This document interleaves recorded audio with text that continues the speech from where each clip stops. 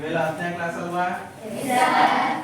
ನಿಮಗೆ ಈ ಹಿಂದೆ ಆಧುನಿಕ ಒಲಿಂಪಿಕ್ ಕ್ರೀಡಾಕೂಟ ಫಸ್ಟ್ನೇ ಪಾಠ ಆಗಿದೆ ಅಲ್ವಾ? ಕ್ರೀಡಾಕೂಟ ಮತ್ತು ಏಷ್ಯನ್ ಗೇಮ್ಸ್ ಕೂಡ ಆಗಿದೆ. ಎರಡನೇ ಪಾಠ ವಾಲಿಬಾಲ್ ಆಗಿದೆ. ಎರಡನೇ ಪಾಠ ಅದು ಪ್ರಾಯೋಗಿಕ, ಅದು ಕೂಡ ಹೇಳಾಗಿದೆ. ಇನ್ನು ಈಗ ಮೂರನೇ ಪಾಠನೇ ವಾಲಿಬಾಲ್ ಪ್ರಾಯೋಗಿಕ, ಹೌದಲ್ವಾ? ನಾಲ್ಕನೇ ಪಾಠ ಈ ಹಾಕಿ ಆಟದ ಬಗ್ಗೆ. ಇದು ನಮ್ಮ ಭಾರತ ದೇಶದ ರಾಷ್ಟ್ರೀಯ ಹಾಕಿ ಆಟ ಗೊತ್ತಲ್ಲ? ಇದು ನೆನಪಿದೆ ಅಲ್ವಾ? ಇದರಲ್ಲಿ ಫಸ್ಟ್ ಟೈಮ್ ಬರುತ್ತೆ. ನೀವು 8ನೇ ಕ್ಲಾಸ್ನಾಗ ಇದ್ದಾಗ ಹಾಕಿ ಆಟದ ಇತಿಹಾಸ ತಿಳ್ಕೊಂಡಿದ್ರಿ, ಹೌದಲ್ವಾ? ಇದು ಹೆಂಗ್ ಬಂತು, ಯಾವ ತರ ಬೆಳೆದು ಬಂತು, ಆಮೇಲೆ ಹಾಕಿ ಆಟದ ಅಂಕಣ ಎಷ್ಟು ಉದ್ದ ಇರುತ್ತೆ, ಎಷ್ಟು ಅಗಲ ಇರುತ್ತೆ, ಹೌದಲ್ಲ? ತಿಳ್ಕೊಂಡಿದ್ರಿ ಅಲ್ವಾ? ಇತಿಹಾಸ ಮತ್ತೆ ಹಾಕಿ ಅಂಕಣದ ಪರಿಚಯ ತಿಳ್ಕೊಂಡಿದ್ರಿ. ಅದ್ರ ಜೊತೆಗೆ ಹಾಕಿ ಆಟದಲ್ಲಿ ಬಳಸುವಂತ ಉಪಕರಣಗಳನ್ನ ತಿಳ್ಕೊಂಡಿದ್ವಿ ನಾವು, ಹೌದಲ್ವಾ? ಹಾಕಿ ಆಟದ ಇತಿಹಾಸದಲ್ಲಿ ಈಜಿಪ್ಟಿನ ನೈಲ್ ಕಣಿವೆಯಲ್ಲಿ ಅನೇಕ ಗೋರಿಲ್ಲಗಳಲ್ಲಿ ಗೋರಿಗಳಂತಂದ್ರೆ ಏನು? ನಿಮ್ ಸೋಷಿಯಲ್ ಪಾಠದಲ್ಲಿ ಬರುತ್ತೆ ಗೋರಿಗಳು. ಅದೇ ಹೇಳ್ರಿ, ಸಮಾಧಿಗೆ ಗೋರಿಗಳಂತ ಕರೀತಾರ. ಅವಾಗೆಲ್ಲ ಸಮಾಧಿ ಅಂತ ಕರೀತಿರ್ಲಿಲ್ಲ, ಗೋರಿಗಳಂತ ಕರೀತಾರೆ. ಇಲ್ಲೂ ಕೂಡ ಕ್ರಿಶ್ಚಿಯನ್ಸ್ ಅವರೆಲ್ಲ ಗೋರಿಗಳು ಅಂತ ಕರೀತಾರೆ, ಹೌದಲ್ವಾ? ನಾವು ಮಾತ್ರ ಹಿಂದೂಗಳು ಮಾತ್ರ ಸಮಾಧಿ ಅಂತ ಹೇಳಿ ಕರಿತೀವಿ, ಹೌದಲ್ವಾ? ಅವರೆಲ್ಲ ಗೋರಿಗಳು ಅಂತೇಳಿ ಕರಿತಿರ್ತಾರೆ. ಅವರೆಲ್ಲ ಚಿನ್ನಗಿನೆಲ್ಲ ಹಾಕಿರ್ತಾರಲ್ಲ ಗೋರಿಗಳು. ಆ ಒಂದು ಗೋರಿಗಳ ಮೇಲೆ ಈ ಆಟದ ಚಿತ್ರಗಳನ್ನ ಬರೆದಿದ್ರಂತೆ. ಅವ್ರು ಯಾರು ಆಟಗಳನ್ನ ಆಡ್ತಿದ್ರಲ್ಲ ಅವ್ರ ಮೇಲೆ ಆ ಚಿತ್ರಗಳನ್ನ, ಅಂದ್ರೆ ಹಾಕಿ ಆಟದ ಚಿತ್ರಗಳು ಬರುತ್ತೆ ನೋಡಿದ್ರ? ಸಿಮೆಂಟ್ ಅಲ್ಲಿ ಕೆಲವು ಚಿತ್ರಗಳೆಲ್ಲ ಮಾಡಿಸ್ತಾರಲ್ಲಪ್ಪ, ಆ ಚಿತ್ರಗಳನ್ನೆಲ್ಲ ಅವರು ಅದ್ರಲ್ಲಿ ಗೋರಿಗಳ ಮೇಲೆ ಹಾಕಿದ್ರಂತೆ. ಆಮೇಲೆ ಅಥೆನ್ಸ್ ಒಲಿಂಪಿಕ್ ಕ್ರೀಡಾಕೂಟದಲ್ಲೂ ಕೂಡ ಪ್ರಾರಂಭ ಮಾಡಿರ್ತಾರೆ ಈ ಆಟವನ್ನು. ಒಲಿಂಪಿಕ್ ಕ್ರೀಡಾಕೂಟದಲ್ಲೂ ಕೂಡ ಹಾಕಿ ಆಟವನ್ನು ಸೇರ್ಪಡೆ ಮಾಡಿದ್ದಾರೆ. 2000 ಪ್ಯಾರಿಸ್ ನಲ್ಲಿ ನಡೆದಂತೆ 2024 ಇಸ್ವಿಯಲ್ಲೂ ಕೂಡ 8ನೇ ಸ್ಥಾನ ಪಡ್ಕೊಂಡಿದೆ ನಮ್ಮ ಭಾರತ ದೇಶದ ಹಾಕಿ. 3ನೇ ಸ್ಥಾನವನ್ನ ಪಡ್ಕೊಂಡಿದೆ, ಕಂಚಿನ ಪದಕವನ್ನ ಪಡ್ಕೊಂಡಿದೆ. ಅದಕ್ಕೆ ನಮ್ಮ ಭಾರತ ದೇಶದ ಪ್ರಧಾನಮಂತ್ರಿಗಳು ಮತ್ತು ರಾಜ್ಯಪಾಲರು ಕೂಡ ಅತ್ಯಂತ ಗೌರವಯುತವಾಗಿ ಅವರಿಗೆ ಎಷ್ಟೆಷ್ಟು ಬಹುಮಾನವನ್ನು ಕೊಡ್ಬೇಕಂತ ಕೂಡ ಇದನ್ನ ಮಾಡಿದ್ದಾರೆ. ಅಂದ್ರೆ ಹಾಕಿ ಒಂದೇ ಅಲ್ಲ, ಏನು ಒಲಿಂಪಿಕ್ ಕ್ರೀಡಾಕೂಟದಲ್ಲಿ ಎಲ್ಲ ವಿಜಯಶಾಲಿಗಳು ಆಗಿದಾರಲ್ಲ, ಲಿಸ್ಟ್ ಬರುತ್ತೆ, ನಿಮ್ಗೆ ಅದನ್ನು ತೋರಿಸ್ಕೊಡ್ತೀನಿ ಒಂದು ದಿವಸ, ಹೌದಲ್ವಾ? ಬಂಗಾರ ಪದಕ, ಬೆಳ್ಳಿ ಪದಕ, ಕಂಚಿನ ಪದಕವನ್ನು ಪಡ್ಕೊಂಡು ಭಾರತ ದೇಶ ಈ ಸರಿನೂ ಕೂಡ ಪಡ್ಕೊಂಡಿದೆ. ಈ ಹಿಂದೆನೂ ಕೂಡ 7 ಪದಕಗಳನ್ನು ಕೂಡ ಪಡ್ಕೊಂಡಿದೆ. ಈ ಸರಿನೂ ಸೂಪರ್ ಪಡ್ಕೊಂಡು ಅದರಲ್ಲಿ ಹಾಕಿ ಆಟದಲ್ಲೂ ಕೂಡ ಕಂಚಿನ ಪದಕವನ್ನ ಪಡ್ಕೊಂಡಿದ್ದಾರೆ. ಅದೇ ರೀತಿ ನೆಕ್ಸ್ಟ್ ಕ್ರೀಡಾ ಮೈದಾನಕ್ಕೆ ಬಂದ್ರೆ, ಅಂಕಣಗಳ ಪರಿಚಯಕ್ಕೆ ಬಂದ್ರೆ ಅದನ್ನ 3 ತರ ಮೈದಾನಗಳನ್ನ ರೆಡಿ ಮಾಡ್ತಾರೆ. ಒಂದು ಹುಲ್ಲಿಂದು ನೋಡಿದ್ರಲ್ಲ, ಗ್ರಾಸ್ ಹುಲ್ಲು ಅಂತ ಹೇಳಿ ಒಂದು ಬರುತ್ತೆ, ಅದಲ್ಲ? ಅದು ನೀರು ಬಿದ್ದು ಜಾರೆಲ್ಲ ಕೆಸರಾದ್ರು ಕೂಡ ಮಳೆ ಬಂದ್ರು ಕೂಡ ಆಟವನ್ನ ಆಡುವಂಥದ್ದು. ಇನ್ನೊಂದು ಮಟ್ಟು ಮೈದಾನ ಅಂತ ಬರುತ್ತೆ, ಮಾಮೂಲಿ ಮಣ್ಣಿಂದು. ಈ ಟ್ರ್ಯಾಕ್ ಕೂಡ ಆ ತರ ಮಾಡ್ತಾರೆ. ಇನ್ನೊಂದು ಮ್ಯಾಟ್ ಆಟ ಅಂತೇಳಿ ಕರೀತಾರೆ. ಮ್ಯಾಟ್ ಹಾಕಿರ್ತಾರೆ ನೋಡಿದ್ರ? ಕ್ರಿಕೆಟ್ ಆಡುವಾಗೆಲ್ಲ ಮ್ಯಾಟ್ ಹಾಕಿರ್ತಾರೆ ನೋಡಿದ್ರೆ, ಅವಳಿಗೆ ಗ್ರೀನಿಶ್ ಕಾಣ್ತಾ ಇರುತ್ತಲ್ಲ, ಅದು ಮ್ಯಾಟ್ ಅನ್ನು ಹಾಕಿರ್ತಾರೆ. ಅಂದ್ರೆ ಪಿಚ್ ಅನ್ನ ಹೊರತುಪಡಿಸಿ ಉಳಿದ ಜಾಗಗಳಿಗೆ ಮ್ಯಾಟ್ ಅನ್ನು ಹಾಕಿರ್ತಾರೆ, ಹೌದಲ್ವಾ? ಅಲ್ಲಿ ಜಾರುವಂತ ಸ್ಥಿತಿನೂ ಕೂಡ ಆಗಬಾರ್ದು, ಏನೂ ಕೂಡ ತೊಂದರೆ ಆಗಬಾರ್ದು ಅಂತೇಳಿ ಆ ಥರ ಹಾಕಿರ್ತಾರೆ. ಇದನ್ನು ಕೂಡ 3 ರೀತಿಯಲ್ಲಿ ಮೈದಾನಗಳನ್ನ ಸಿದ್ಧತೆಯನ್ನ ಮಾಡಿರ್ತಾರೆ. ಆದಷ್ಟು ಈ ಆಟವನ್ನ ಮಡ್ಡಲ್ಲಿ ಆಡುವಂಥದ್ದು, ನಮ್ಮ ಗ್ರಾಮೀಣ ಪ್ರದೇಶಗಳಲ್ಲಿ ಆಡುವಂಥದ್ದೇ ಮಡ್ಡಲ್ಲಿ ಆಡ್ತಾರೆ. ಸ್ಟ್ಯಾಂಡರ್ಡ್ ಗೇಮ್ಗಳಲ್ಲಿ ಮಾತ್ರ ಲಾನು ಅಥವಾ ಗ್ರಾಸ್ ಅಂತ ಹುಲ್ ಬರುತ್ತೆ, ಆ ಹುಲ್ಲಿನಲ್ಲಿ ಆಟವನ್ನ ಆಡ್ತಾರೆ. ಆ ಹುಲ್ ಬೇಕಪ್ಪ ನಾವು ಪ್ರತಿ ದಿವಸ ನಾವು ನೀರನ್ನು ಬಿಡಲೇಬೇಕು. ಲಾನ್ ಅಂತ ನೋಡಿದ್ರೆ, ನೀವು ಲಾನ್ ನೋಡಿದಿರ? ಮನೆ ಮುಂದ್ಗಳಿಗೆ ಪಾರ್ಕ್ ಒಳಗೆಲ್ಲ ಲಾನ್ ಅಂತ ಹಾಕಿರ್ತಾರೆ ನೋಡಿಲ್ಲ, ಗ್ರೀನ್ ಆಗಿರುತ್ತಲ್ಲೋ, ಅಂತದ ಅದೇ ತರಪಿಂದು ಒಂದು ಸ್ವಲ್ಪ ಹುಲ್ಲಿನ ಟೈಪ್ ಇರುತ್ತೆ. ಅದನ್ನ ಮಿಷಿನಲ್ಲಿ ಕಟ್ ಮಾಡಬೇಕು. ಅದೇನಪ್ಪ ಅಂದ್ರೆ ಬಿಸಿಲಿಗೆ ಒಣಗಾಗೆ ನೋಡ್ಕೋಬೇಕು, ಹಂಗಿದ್ರೆ ಮಾತ್ರ ಆಟ ಆಡಕ್ ಬರುತ್ತೆ. ಇಲ್ಲ ಅಂದ್ರೆ ಏನಾಗುತ್ತೆ, ಅದೇನಾರ ಒಣಗ್ತಪ್ಪ ಅಂತಂದ್ರೆ ಆಟ ಆಡುವಾಗ ಸ್ಟಿಕ್ಕಲ್ಲಿ ಹೊಡೆಯುವಾಗ ಏನಾಗುತ್ತೆ, ಹುಲ್ಲು ಕಿತ್ಕೊಂಡ್ಬರುತ್ತೆ ಮೇಲೆ, ಧೂಳೆದರುತ್ತೆ, ಯಾರಿಗಾರ ಕಣ್ಣಿ ಸಿಡೋದು ಆಟ ಸ್ಟಾಪ್ ಆಗುವಂತ ಚಾನ್ಸಸ್ ಇರುತ್ತೆ. ಹಂಗಾಗುತ್ತೆ ಪ್ರತಿ ದಿವಸ ಇಷ್ಟಿಷ್ಟು ಅವರ್ಗೆ ಅಂತೇಳಿ ನೀರನ್ನ ಬಿಡ್ತೇವೆ. ಸಿಂಪ್ಲರ್ ಟೈಪ್ ಇರ್ತಿರ್ತಾರೆ ನೋಡಿದೀರ? ಸಿಂಪ್ಲರ್ ಅಂತ ಹಾಕಿರ್ತೀನಿ, ಹೊಲದೊಳಗೆಲ್ಲ ಹಾಕಿರ್ತೀರಲ್ಲ, ಅದೇ ತರ ಸಿಂಪ್ಲರ್ ಕೂಡ ಅಳವಡಿಕೆ ಮಾಡಿರ್ತಾರೆ. ಅಲ್ಲಿ ಅಂಕಣದ ಉದ್ದ 91.40 ಮೀಟರ್ ಇರುತ್ತೆ ಉದ್ದ. ಇದು ಹಾಕಿ ಮೈದಾನ ಅಂತಂದ್ರೆ ಸುಮ್ಮನೆ ಬರೀತಿದ್ದೀನಿ ಅಷ್ಟೇ, ಮತ್ತೆ ಇಲ್ಲಿ ಹಿಂಗಿರುತ್ತೆ ಅನ್ಕೋಬೇಡ್ರಿ, ಹೌದಲ್ವಾ? ಇಲ್ಲಿ ಡಿ ಸರ್ಕಲ್ ಇರುತ್ತೆ, ಇಲ್ಲೊಂದು ಇದಿರುತ್ತೆ ನೋಡಿದಿರ? ನಿಮ್ಗೆ 8ನೇ ಕ್ಲಾಸ್ ಅಲ್ಲಿ ಇತ್ತು. ಇದು 91.40 ಮೀಟರ್ ಉದ್ದ ಇರುತ್ತೆ, ಅಗಲ 55 ಮೀಟರ್ ಇರುತ್ತೆ. ಸ್ವಲ್ಪ ದೊಡ್ಡ ಕೋರ್ಟ್ ಇದೆ. ಫುಟ್ಬಾಲು ಹಾಕಿ ಒಂದು ಸ್ವಲ್ಪ ಸೇಮ್ ಫುಟ್ಬಾಲ್ ಹಾಕಿ ಒಂದೇ ಕೋರ್ಟ್ ತರ ಇರುತ್ತೆ, ಹೌದಲ್ವಾ? ಆ ತರ ಇರುತ್ತೆ. ಇದನ್ನ ಮೀಟರ್ಗಳಲ್ಲಿ ಹೇಳ್ತಾರೆ. ಇನ್ನ ಗಜ ಅಂದ್ರೆ ಅಡಿಗಳಲ್ಲಿ ಹೇಳ್ತಾರಲ್ಲ, 100/60 ಇಷ್ಟು ಗಜಗಳನ್ನು ಕೂಡ ಅಡಿಗಳಲ್ಲಿ ಹೇಳ್ಕೊಳ್ಳೋಕ ನಾವು. ಆ ತರನು ಕೂಡ ಇರುತ್ತೆ. ನೆಕ್ಸ್ಟ್ ಆರ್ಕೆಸ್ಟಿಕ್, ಇಂಗ್ಲಿಷ್ ಅಕ್ಷರದ ಜೆ ಆಕಾರ ಬರೀತಿರಲ್ವಾ? ಹಿಂಗೆ ಜೇನ ಈ ತರ ಐತಲ್ವಾ? ಕ್ಯಾಪಿಟಲ್ ಲೆಟರ್ ಮೇಲಿಗೆ ಒಂದು ಕೊಡ್ತೀರಾ, ಮೊದಲ ಸ್ಮಾಲ್ ಲೆಟರ್ ಆದ್ರೆ ಏನೋ ಕೊಡಲ್ಲ. ಸುಮ್ಮನೆ ಹಿಂಗ್ ಬರ್ದು ಹಿಂಗ್ ಬಿಡ್ತೀರಾ ಅಷ್ಟೇ ಅಲ್ವಾ? ಬಿಡ್ತೀರ. ಅದು ಇಂಗ್ಲಿಷ್ ಅಕ್ಷರದ ಜೆ ಆಕಾರದಲ್ಲಿ ಇರುತ್ತೆ. ಈ ಭಾಗವನ್ನ ಬ್ಲೇಡ್ ಭಾಗ ಅಂತ ಕರೀತಾರೆ. ಅಲ್ಲೊಂದು ಸ್ವಲ್ಪ ಫ್ಲಾಟ್ ಆಗಿರುತ್ತೆ. ಇದು ಇಡಿಕಾಯಿ ತರ ಇರುತ್ತೆ, ಇದು ಫ್ಲಾಟ್ ಇರುತ್ತೆ.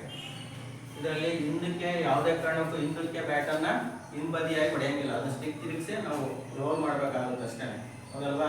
ಇನ್ನು ಹೊಡೆಯುವಾಗ ಇಷ್ಟು ಬುದ್ಧ ಲೆವೆಲಿಗೆ ಮಾತ್ರ ಎತ್ತಿ ಹೊಡಿಬೇಕಾಗುತ್ತೆ ಸ್ಟಿಕ್ ಅನ್ನು, ಹೌದಲ್ವಾ? ಪೂರ್ತಿ ಓವರ್ ಎತ್ತಂಗಿಲ್ಲ. ಓವರ್ ಎತ್ತದ ಯಾವಾಗ ನಮ್ಮ ಸುತ್ತಮುತ್ತ 5 ಅಡಿ 10 ಅಡಿ ಒಳಗೆ ಯಾರು ಇಲ್ಲ ಅಂತಂದ್ರೂ ಕೂಡ ಅವಾಗ ಮಾತ್ರ ನಾವು ಸ್ಟಿಕ್ ಅನ್ನು ಎತ್ತಿ ಹೊಡಿಬೇಕಾಗುತ್ತೆ. ಇನ್ನು ಬಾಲ್ಗಳಿಗೆ ಬಂದ್ರೆ ಲೆದರ್ ಬಾಲ್ ಅಥವಾ ಬಾಲ್ ಬಹಳ ಗಟ್ಟಿ ಇರುತ್ತಲ್ಲ, ಕಾರ್ಕ್ ಬಾಲ್ ಅಂತ ಕೇಳಿದ್ರಲ್ಲ, ಕ್ರಿಕೆಟ್ ಅಲ್ಲಿ ಬರುತ್ತಲ್ಲ, ಅಷ್ಟು ಗಟ್ಟಿ ಇರುತ್ತೆ. ಆದಷ್ಟು ಈಗ ಆಟವನ್ನು ಆಡುವಾಗ ಲೆದರ್ ಬಾಲ್ ಅಂತ ಬರುತ್ತೆ. ಅಂದ್ರೆ ಒಳಗಡೆ ಗಟ್ಟಿ ಇದನ್ನ ಹಾಕ್ಬಿಟ್ಟು ಅದನ್ನ ಸ್ಟಿಚ್ ಮಾಡಿರ್ತಾರೆ. ಎಂತ ಹೊಡೆತ ಹೊಡ್ಕೊಡೋದು ಕೂಡ ಅದು ಹೊಡ್ಕೋಬಾರ್ದು, ಆ ತರ ಬಾಲನ್ನ ಅವರು ತಯಾರು ಮಾಡಿರ್ತಾರೆ. ಅದ್ರ ಜೊತೆಗೆ ಮಾಮೂಲಿ ಶಿಂಗಾಡ್ ಅಂತೇಳಿ ಬರುತ್ತೆ. ಇಲ್ಲಿಂದ ಇಲ್ಲಿ ಶಿಂಗಾಡ್ ಅಂತೇಳಿ ಹಾಕ್ತಾರೆ. ಯಾಕೆಂದ್ರೆ ಅದು ಆಡುವಾಗ ಬಾಲ್ ಎಲ್ಲಿ ಬೇಕಾದ್ರೂ ಬೀಳ್ಬೋದು, ಅದಲ್ವಾ? ಆ ಬಾಲು ಎಲ್ಲಿ ಬಿದ್ರು ಪೆಟ್ಟಾಗಬಾರ್ದು ಅಂತ ಇಲ್ಲೇ ಮೂಳೆ, ಇದು ಇಂಪಾರ್ಟೆಂಟ್ ಮೂಳೆ ಇರುತ್ತೆ, ಕಾಲ್ ಮೂಳೆ. ಅದೇನಾದ್ರು ಒಂದು ಸ್ವಲ್ಪ ನೋವಾದ್ರೆ ಓಡಾಡಕ್ ಕಷ್ಟ ಆಗುತ್ತೆ, ಅದಲ್ವಾ? ಆಟ ಆಡುವಾಗ ಏನೋ ಹಿಂಗ ಆಡ್ತಾ ಇರ್ತೀವಿ, ಅಥವಾ ಬಾಲ್ ಬಂದ್ಬಿಡ್ಬಹುದು, ಅಥವಾ ಪಕ್ಕದಲ್ಲಿ ನಿಂತಾಗ ಬಾಲ್ ಕಿತ್ಕೊಳಕ್ ಬಂದಾಗ ಆಪೋಸಿಟ್ ಇನ್ನೇನು ಸ್ಟಿಕ್ಕೇ ತಗಲ್ಬಹುದು, ಹೌದಲ್ವಾ? ತಗಲಿ ತೊಂದರೆ ಆಗಬಾರ್ದು ಅಂತ ಹೇಳಿ ಫೈಬರ್ ಬರುತ್ತೆ ಒಂದು. ಇಲ್ಲಿಂದ ಉದಾಹರಣೆಗೆ ನೀವು ಒಂದು 2 ಇಂಚಿಂದ 3 ಇಂಚಿಂದ ಹಾಫ್ ಕೋಟ್ ಮಾಡ್ತೀರಿ, ನಾನು ಕೊಯ್ದ್ರೆ ಅರ್ಧ ಆಗುತ್ತೆ ನೋಡ್ರಿ. ಕವರ್ ಟೈಪ್ ಬರುತ್ತೆ, ಒಳ್ಳೆ ಟೈಪ್ ಬರುತ್ತೆ ನೋಡ್ರ, ಆ ತರ ಇರುತ್ತೆ ಅದು. ಆ ತರ ಹಾಕೊಂಡು ಅದನ್ನ ಕಟ್ಟಿರ್ತಾರೆ. ಅದು ಎಂತ ಬಾಲ್ ಬಿದ್ರು ಬ್ಯಾಟ್ ಬಿದ್ರು ಕೂಡ ಹೊಡೆತ ಆಗಲ್ಲ. ಅಂದ್ರೆ ಬಹಳ ಜೋರಾಗಿ ಬಿದ್ರೆ ನೋವಾಗುತ್ತೆ, ಬಟ್ ಅದಕ್ಕೆ ಅದೇ ಪರಿಹಾರ ಇರುತ್ತೆ. ಇನ್ನ ಗೋಲ್ ಕೀಪರ್ ಏನ್ ಮಾಡಿದ್ರೆ ಹೆಲ್ಮೆಟ್ ಇರುತ್ತೆ, ಎದೆ ಕವಚ ಇರುತ್ತೆ, ಗ್ಲೌಸ್ ಇರ್ತವೆ, ಪೂರ್ತಿ ಇಡೀ ಶರೀರಕ್ಕೆ ಕೂಡ ನನಗೆ. ಯಾಕೆಂದ್ರೆ ಅಲ್ಲಿ ಬರುವಂತ ಬಾಲ್ ಹತ್ರದಿಂದ ಬೇಕಾದ್ರೆ ಹೊಡಿಬಹುದು, ದೂರದಿಂದ ಬೇಕಾದ್ರೆ ಹಿಟ್ ಮಾಡ್ಬೋದು, ಬಾಲ್ ಹೆಂಗ್ ಬೇಕಾದ್ರೂ ಬರ್ಬೋದು, ಹೊಡೆತ ಸರಿಯಾಗಿ ಬೀಳುತ್ತೆ, ಹೌದಲ್ವಾ? ಆ ದೃಷ್ಟಿಯಿಂದ ಇಡೀ ಅವನ ಶರೀರಕ್ಕೆ ಪೂರ್ತಿ ಉಡುಪುಗಳನ್ನ ಹಾಕಿರ್ತಾರೆ, ಏನಾದ್ರೂ ಆಗ್ಬಾರ್ದು ಅಂತೇಳಿ. 8ನೇ ಕ್ಲಾಸ್ ಇದರಲ್ಲಿ ಚಿತ್ರದಲ್ಲಿ ಇದೆ ನೋಡಿ, ಕಾಣುತ್ತಲ್ವಾ? ಅದು ಒತ್ತಡವನ್ನು ಇಲ್ಲಿ ಹಾಕಿ ನಿಂತ್ಕೊಂಡಿದ್ದಾನೆ, ಆ ತರ ಇರುತ್ತೆ. ಇಷ್ಟನ್ನ ನೀವು 8ನೇ ಕ್ಲಾಸಲ್ಲಿ ತಿಳ್ಕೊಂಡಿದ್ರಿ. ಇನ್ನು ನೀವು 9ನೇ ಕ್ಲಾಸಿಗೆ ಬಂದ್ರೆ ಆಕೆ ಆಟದ ತಂತ್ರಗಳು ಮತ್ತೆ ಆಕೆ ಆಟಗಾರರಲ್ಲಿರಬೇಕಾದ ಅವಶ್ಯಕ ಗುಣಗಳು ಮತ್ತು ಪಂದ್ಯಾಟಗಳು ಮತ್ತು ಪ್ರಶಸ್ತಿಗಳನ್ನ ನೀವು ತಿಳ್ಕೊಂಡಿದ್ರಿ. ಅಂದ್ರೆ ಆಕೆ ಆಟವನ್ನ ಅಫೆನ್ಸಿವ್ ಮತ್ತು ಡಿಫೆನ್ಸ್ ಅಂತ ಕರೀತೀರಿ. ನೀವು ಖೋಖೋ ಆಡುವಾಗ ಚೇಸಿಂಗ್ ಸಿಕ್ಕಿಂಗ್ ಅಂತೇಳಿ ಕರೀತಿರಲ್ಲ, ಹೌದಲ್ವಾ? ನೀವು ಬಾಲ್ ಆಡುವಾಗ ಸರ್ವಿಸ್ ಮಾಡೋರು ರ್ಯಾಲಿ ಆಡೋರು ಅಂತ ಕರೀತಿರಲ್ವಾ? ಹಂಗಿದ್ರಲ್ಲೂ ಕೂಡ ಅಫೆನ್ಸಿವ್ ಮತ್ತು ಡಿಫೆನ್ಸ್ ಅಂತ ಇರುತ್ತೆ. ಆಟಗಾರರು ಮತ್ತು ಎದುರಾಳಿ ಆಟಗಾರರು, ಹೌದಲ್ವಾ? ಅವರಿಂದ ಬಾಲನ್ನ ಯಾವ ರೀತಿ ರಕ್ಷಣೆ ಮಾಡಬೇಕು ಅಂತ ಆಪೋಸಿಟ್ ಟೀಮ್ನರ್ ಇರ್ತಾರೆ. ಈಗ ಎ ಟೀಮ್ನರ್ ಬಾಲನ್ನ ಆಡುವಂತ ಸಂದರ್ಭದಲ್ಲಿ ಬಾಲನ್ನ ಪುಷ್ ಮಾಡ್ಕೊಂತ ಹೋಗ್ಬೋದು. ಪಾಸ್ ಒಬ್ಬರಿಂದ ಒಬ್ಬರಿಗೆ, ಪಾಸ್ ಅಂದ್ರೆ ಒಬ್ಬರಿಂದ ಒಬ್ಬರಿಗೆ, ರೋಲ್ ಅಂತ ಬಾಲ್ ಯಾವುದೇ ಕಾರಣಕ್ಕೂ ನೆಲ ಬಿಟ್ಟು ಎದಳಂಗಿಲ್ಲ. ಹಿಟ್ ಮಾಡುವಂತ ಸಂದರ್ಭದಲ್ಲಿ ಮಾತ್ರ ಮೇಲ್ಗಡೆ ಎದ್ದಳದ್ ಬಾಲ್. ಇನ್ನೆಲ್ಲ ಪ್ರತಿ ಸರಿಗೂ ಕೂಡ ಏನಾಗುತ್ತದು ಬಾಲು ಇನ್ನೆಲ್ಲೇ ರೋಲ್ ಹಾಕಂತ ಹೋಗ್ತಿರ್ಬೇಕು. ಅಂದ್ರೆ ಯಾರು ಕೂಡ ಒಬ್ರು ಬಾಲನ್ನ ಬಹಳ ತನಕ ಇಟ್ಕೊಂಡಿರಂಗಿಲ್ಲ. ನೀವು ಈ ಥ್ರೋ ಬಾಲ್ ಆಗ್ಲಿ ವಾಲಿಬಾಲ್ ಆಗ್ಲಿ 3 ಸೆಕೆಂಡ್ ಮಾತ್ರ ನಿಮ್ ಕೈಲಿ ಇಟ್ಕೋಬೇಕಂತ. 3 ಸೆಕೆಂಡ್ಗಳಲ್ಲಿ ಏನ್ ಮಾಡ್ಬೇಕು, ಬೇರೆಯವರಿಗೆ ಪಾಸ್ ಆಗ್ಬೇಕು. ಇದು ಕೂಡ ಅಷ್ಟೇನೆ. ನೀವು ನಿಂತ್ಕೊಂಡು ಯಾರು ಬಂದಿಲ್ಲ ಅಂತಂದ್ರೆ ನಿಂತ್ಕೊಂಡು ಟೈಮ್ ವೇಸ್ಟ್ ಮಾಡಂಗಿಲ್ಲ. ಇವೆಲ್ಲ ಟೈಮಿಂಗ್ಸ್ ಆಟಗಳು. ಕಬಡ್ಡಿ ಟೈಮಿಂಗ್ಸ್ ಆಟ ಅಲ್ವಾ, ಖೋಖೋ ಟೈಮಿಂಗ್ಸ್ ಆಟ, ಸಾಯಂಕಾಲ ತನಕ ಆಡ್ತಾರ, ಅದನ್ನ ಆಡ್ತಾರ. ಇನ್ನ ವಾಲಿಬಾಲ್ ಥ್ರೋ ಬಾಲ್ ಗೇಮ್ಗಳಲ್ಲಿ ಏನ್ ಮಾಡ್ತಾರೆ, ಪಾಯಿಂಟ್ ಲೆಕ್ಕ ಅವು, ಹೌದಲ್ವಾ? ಥ್ರೋ ಬಾಲ್ ಬಂದ್ರೆ 21 ಪಾಯಿಂಟ್, ವಾಲಿಬಾಲ್ ಬಂದ್ರೆ 25 ಪಾಯಿಂಟ್. ಈ ಆದಿ ಆಟ ಟೈಮಿಂಗ್ಸ್ ಆಡ್ತಾರೆ ಇದನ್ನ, ಹೌದಲ್ವಾ? ಕ್ರಿಕೆಟ್ಗಳಲ್ಲಿ ಬಂದ್ರೆ ಓವರ್ ಲೆಕ್ಕ, ಇಷ್ಟಿಷ್ಟು ಓವರ್ಗಳು ಅಂತೇಳಿ ಇರುತ್ತೆ, ಹೌದಲ್ವಾ? ಹಂಗೆ ಈ ಹಾಕಿ ಆಟ, ಕಬಡ್ಡಿ, ಫುಟ್ಬಾಲ್ ಇವೆಲ್ಲ ಗೇಮ್ಗಳು ಏನ್ ಮಾಡ್ತಾರೆ, ಟೈಮಿಂಗ್ಸ್ ಇಟ್ಟು ಆಡ್ತಾರೆ. ಅಲ್ಲಿ 2 ಸೆಟ್ಗಳನ್ನ ಆಡ್ತಾರೆ. 10 ನಿಮಿಷ ಆಟ ಆಡಿದ್ರೆ 2 ನಿಮಿಷ ರೆಸ್ಟ್ ಕೊಡ್ತಾರೆ. 10 ನಿಮಿಷ ಆಟ ಆಡಿದ್ರೆ 2 ನಿಮಿಷ ರೆಸ್ಟ್, ಮತ್ತೆ 10 ನಿಮಿಷದೊಂದು. ಇಲ್ಲಿ ನೆಕ್ಸ್ಟ್ ಅಂತಂದ್ರೆ ಮತ್ತೆ 10 ನಿಮಿಷದೊಂದು, 5 ನಿಮಿಷ ರೆಸ್ಟ್, ಮತ್ತೆ 10 ನಿಮಿಷ ಆಟ. ಈ ಎರಡರಲ್ಲಿ ಯಾರು ಏನು ಶ್ರಮಗಳನ್ನ ಪಡೆದಿರ್ತಾರ ಅವರು ವಿಜೇತರು ಅಂತೇಳಿ ಕರೀತಾರೆ. ಅವು ಟೈಮಿಂಗ್ಸ್ ಇಟ್ಟಲ್ಲಿ ಆಡುವಂತ ಆಟಗಳು. ಇನ್ನು ಜಾಸ್ತಿ ಬೇಕಾದ ಟೈಮಿಂಗ್ಸ್ ಇಟ್ಕೊಂಡು ಆಡ್ತಾರೆ. ಯಾಕಂದ್ರೆ ದೊಡ್ಡ ಕೋರ್ಟು ಓಡಾಡ್ಲಿಕ್ಕೆ ತುಂಬಾ ಸುಸ್ತಾಗುತ್ತೆ. ಅಲ್ಲಿ ನೀವೇನು ಕಷ್ಟ ಸಹಿಷ್ಣುತೆ ಅವೆಲ್ಲ ಹೇಳ್ತಿರಲ್ಲ, ನಾವು ದೈಹಿಕ ಸಾಮರ್ಥ್ಯ ಪರೀಕ್ಷೆ ಮಾಡುವಾಗ ಬರ್ತಾವಲ್ಲ, ಅವೆಲ್ಲವೂ ಕೂಡ ಆ ಗುಣಲಕ್ಷಣಗಳು ಇರಬೇಕು. ಅವನೇನ್ ಹೇಳ್ತಾನೆ, ಆದ್ಯ ಆಟಗಾರಲ್ಲಿ ಇರಬೇಕಾದ ಅವಶ್ಯಕ ಗುಣಗಳು: ಚಪಲತೆ, ಕಣ್ಣು, ಕೈ ಕಾಲುಗಳ ಸಂಯೋಜನೆ, ಅಂದ್ರೆ ಬಾಲ್ ಕಡೆನೆ ಜಾಸ್ತಿ ಇರಬೇಕು, ಸೋಮಾರಿತನ ಮಾಡಂಗಿಲ್ಲ, ಆ ಕೋರ್ಟ್ ತುಂಬಾ ಸರಾಗವಾಗಿ ಓಡಾಡುವಂತ ಚಾಕಚಕ್ಯತೆ ಕೂಡ ಅವನಲ್ಲಿ ಇರಬೇಕು. ಇಷ್ಟು ನೀವು 9ನೇ ಕ್ಲಾಸಲ್ಲಿ ತಿಳ್ಕೊಂಡಿದ್ರಿ. ಇನ್ನು 10ನೇ ಕ್ಲಾಸಿಗೆ ಬಂದ್ರಪ್ಪ ಅಂತಂದ್ರೆ ಇಲ್ಲಿ ರಾಜ್ಯ ಮತ್ತು ರಾಷ್ಟ್ರೀಯ ಮಟ್ಟದಲ್ಲಿ ಯಾರ್ಯಾರು ಆಟಗಳನ್ನು ಆಡಿದ್ರು, ಯಾವ್ಯಾವ ಬಹುಮಾನಗಳನ್ನು ಪಡ್ಕೊಂಡಿದ್ರು ಅಂತ ಹೇಳಿ ಮಾತ್ರ ನಿಮಗಿದೆ. ನಿಮಗೆ ವಾಲಿಬಾಲ್ ಪಾಠದಲ್ಲಿ ಅಷ್ಟೇ ಬಂದಿತ್ತು. ಇನ್ನ 10ನೇ ಕ್ಲಾಸ್ನಲ್ಲಿ ಬರುವಂತ ಎಲ್ಲಾ ಪಾಠಗಳಲ್ಲಿ ಬರುವಂತಂತೆ ರಾಜ್ಯ, ರಾಷ್ಟ್ರೀಯ, ಅಂತಾರಾಷ್ಟ್ರೀಯ ಮಟ್ಟದಲ್ಲಿ ಭಾಗವಹಿಸಿ ಯಾರು ಬಹುಮಾನಗಳನ್ನು ಪಡ್ಕೊಂಡಿದ್ರ ಅವ್ರು ಮಾತ್ರ ವಿವರ ಇದೆ. ಅದಕ್ಕೆ ನಾನು ನಿಮಗೆ 8ನೇ ಕ್ಲಾಸಿಂದನೂ ಆ ಪಾಠದ ಬಗ್ಗೆ ಹೇಳ್ಕೊಂತ ಬಂದಿದ್ದೆ. ನಾನು ಮೊದಲ್ವಾ 8ನೇ ಕ್ಲಾಸ್ನಾಗ ಓದಿದ್ದು 8ನೇ ಮರ್ತ್ಬಿಡ್ತೀರಾ, 9ನೇ ಓದಿದ್ದು 9ನೇ ಮರ್ತ್ಬಿಡ್ತೀರಾ ಮೊದಲ್ವಾ. ಈಗ ಹತ್ರಕ್ಕೆ ಬಂದ್ರೆ ಆಕೆ ಆಟವನ್ನ ಫಸ್ಟ್ ಅದನ್ನ ಇದನ್ನ ಮಾಡ್ತದ, ಅದನ್ನ ಕುರಿ ಕಾಯುವನ್ನ ದೋಟಿ ಅಂತ ಹೇಳಿ ಕರೀತಿದ್ರು. ಗೊತ್ತಾ ನಿಮಗೆ? ಕುರಿ ಕಾಯಿ ಒಂದು ಹೆಗ್ಲ ಮೇಲೆ ಕೋಲ್ ಹಿಡ್ಕೊಂಡು ಹುಡುಗರು ಕಟ್ಕೊಂಡು ಹೋಗ್ತಾ ನೋಡಿದ್ರ, ಸೇಮ್ ಅದೇ ತರ ಇದೆ ಅದು ಆಕೆ ಸ್ಟಿಕ್. ನೋಡಿದ್ರಿಲ್ಲ ನೀವು? ನಿಮ್ಗೂ ಅನುಭವ ಇದೆ. ಕುರಿ ಕಾಯಕ್ ಹೋಗಿದ್ರಿ ಅಲ್ವಾ? ಹೋಗಿದ್ರಿಲ್ಲ? ಲೇ ದನ ಕಾಯಕ್ ನಾನು ಹೋಗಿದ್ದೀನಿ. ನಮ್ ಕೆಲಸ ಹೇಳ್ಕೊಳಕ್ ನಮ್ಗೆ ನಾಚಿಕೆ ಅಲ್ಲ, ಹೌದಲ್ವಾ? ನಿಜ ತಾನೆ? ಒಂದ್ ಕೋಲಿಗಳ ಯಾಕೆ ಹೇಳು, ಎಲ್ಲಾರ ಮೇಕೆಗಳು ಕುರಿ ಉಳ್ಕೊಂಡ ಸಪ್ಕೊಂಡಾಗ ಎಳೆದು ಹಾಕ್ಲಿಕ್ಕೆ ಅದ್ ಮಾಡ್ಕೊಂಡಿರ್ತಾರೆ. ಅದನ್ನ ಕುರಿ ಕಾಯುವ ದೋಟಿ ಅಂತ ಹೇಳಿ ಕೂಡ ಕರೀತಾರೆ. ಇನ್ನ 10ನೇ ಕ್ಲಾಸ್ ನಿಮಗೆ ರಾಜ್ಯ, ರಾಷ್ಟ್ರೀಯ ಹಾಗೂ ಅಂತಾರಾಷ್ಟ್ರೀಯ ಆಟಗಾರರ ಪರಿಚಯ ಇದೆ. ಇಲ್ಲಿ ನೋಡೋಣ. ಈಗಾಗಲೇ ಇಂದಿನ ತರಗತಿಗಳಲ್ಲಿ ನಾವು ಆಕೆ ಆಟದ ಇತಿಹಾಸ, ಹೌದಲ್ವಾ? ಹೇಳಿದ್ನಲ್ವಾ? ಆಕೆ ಆಟದ ಇತಿಹಾಸವನ್ನ 8ನೇ ಕ್ಲಾಸ್ ಅಲ್ಲಿ ನಾವು ತಿಳ್ಕೊಂಡಿದ್ವಿ. ಅಂಕಣದ ಪರಿಚಯ, ಅಳತೆಗಳು, ಉಪಕರಣಗಳ ಪರಿಚಯ, ಸಾಮಾನ್ಯ ನಿಯಮಗಳು, ರಾಜ್ಯದ ಹಾಗೂ ರಾಷ್ಟ್ರದ ಸಾಧನೆಗಳು ಮತ್ತು ಕ್ರೀಡಾ ಪ್ರಶಸ್ತಿಗಳ ಕುರಿತಾಗಿ ಅಧ್ಯಯನ ಮಾಡಿದ್ದೇವೆ. ಇವೆರಡನ್ನು ಕೂಡ ನಾವು 8, 9ರಲ್ಲಿ ಅಧ್ಯಯನವನ್ನ ಮಾಡಿದ್ದೇವೆ. ಪ್ರಸ್ತುತ ವರ್ಷದಲ್ಲಿ ನಾವು ಆಕೆ ಆಟದ ರಾಜ್ಯದ, ರಾಷ್ಟ್ರೀಯ ಹಾಗೂ ಅಂತಾರಾಷ್ಟ್ರೀಯ ಆಟಗಾರರ ಪರಿಚಯ ಹಾಗೂ ವಿವಿಧ ಹಂತಗಳಲ್ಲಿ ನಡೆಯುವ ಪಂದ್ಯಾವಳಿಗಳ ಕುರಿತಾಗಿ ಅಧ್ಯಯನ ಮಾಡೋಣ. ಈ ವರ್ಷ ನಾವು 10ನೇ ಕ್ಲಾಸಿಗೆ ರಾಜ್ಯ ಮತ್ತು ರಾಷ್ಟ್ರೀಯ ಆಟಗಾರರ ಪರಿಚಯವನ್ನು ನಾವು ಮಾಡಿಕೊಳ್ಳಬೇಕಾಗಿದೆ. ಅದರಲ್ಲಿ ಭಾರತದ ಖ್ಯಾತ ಹಾಕಿ ಆಟಗಾರರು, ಫಸ್ಟ್ ನಮ್ಮ ಭಾರತ ದೇಶದಲ್ಲಿ ಇರ್ತಕ್ಕಂಥ ಖ್ಯಾತ ಒಳ್ಳೆಯ ಉತ್ತಮ ಆಟಗಾರರ ಪರಿಚಯವನ್ನು ನಾವು ಮಾಡಿಕೊಳ್ಳೋಣ. ಭಾರತೀಯ ಹಾಕಿ ಕ್ಷೇತ್ರವು ನುರಿತ ಗುರುಗಳನ್ನು ಮಾತ್ರವಲ್ಲದೆ ಹಾಕಿ ಮಾಂತ್ರಿಕರನ್ನು ಸೃಷ್ಟಿಸಿದೆ. ಜಗತ್ತಿನಾದ್ಯಂತ ಜನರು ಅವರ ಆಕರ್ಷಕ ಆಟವನ್ನು ನೋಡಿ ಮಂತ್ರಮುಗ್ಧರಾಗುತ್ತಿದ್ದರು. ಅಂತಹ ಕೆಲವು ಆಟಗಾರರ ಕಿರುಪರಿಚಯ ಇಲ್ಲಿದೆ. ಅಂದ್ರೆ ಭಾರತೀಯ ಹಾಕಿ ಕ್ಷೇತ್ರವು ನುರಿತ ಗುರುಗಳನ್ನು ಮಾತ್ರವಲ್ಲದೆ, ಅಂದ್ರೆ ಕೋಚ್, ಉತ್ತಮ ಕೋಚುಗಳನ್ನಲ್ಲದೆ, ತರಬೇತುದಾರರನ್ನಲ್ಲದೆ, ಹಾಕಿ ಮಾಂತ್ರಿಕರು ಅಂದ್ರೆ ಹಾಕಿ ಆಟದಲ್ಲಿ ಮಂತ್ರವನ್ನೇ ಸೃಷ್ಟಿ ಮಾಡಿದಂತರು, ಮಂತ್ರಕ್ಕಿಂತ ಹೆಚ್ಚಾಗಿ ಸಾಧನೆ ಮಾಡಿದಂತರು ಕೂಡ ಇದ್ದಾರೆ. ಜಗತ್ತಿನಾದ್ಯಂತ ಜನರು ಆಕರ್ಷಕ ಆಟವನ್ನು ನೋಡಿ, ಅದನ್ನ ನೋಡಿ ಎಂತ ಆಟವನ್ನು ಆಡ್ತಾರೆ ಅಂತ ಮಂತ್ರಮುಗ್ಧರು ಅಂತ ಹೇಳ್ತಾರಲ್ವಾ, ಕರೀತಾರಲ್ವಾ, ಆ ತರ ಮನೋಭಾವನೆಯನ್ನು ಕೂಡ ಹೊಂದಿದ್ದಾರೆ. ಅದರಲ್ಲಿ ಫಸ್ಟ್ನರ್ ಯಾರು? ಧ್ಯಾನ್ ಚಂದ್.